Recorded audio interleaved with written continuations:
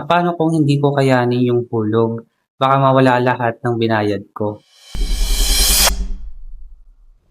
During tripping, may isa sa mga client natin na nagtanong. Itong client na to is nag-avail ng property sa isa sa mga project po natin. Ang tanong niya, paano kung hindi ko kayanin yung hulog? Baka mawala lahat ng binayad ko.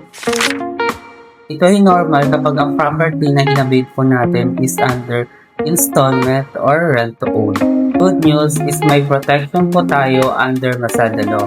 Kapag naka 2 years payment na kayo, may karapatan kayo sa grace period, 1 month per year pay, or at least 50% refund ng total payment ninyo.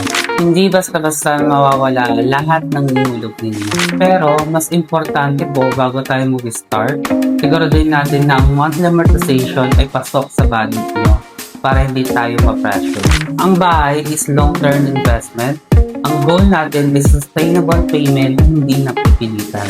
Kaya bago tayo mag-decide, compute muna natin kung alin ang pinaka-affordable sa inyo. OFW ka ba or naguguluhan sa requirements? Message mo lang ako. Tutulungan kita maintindihan step by step.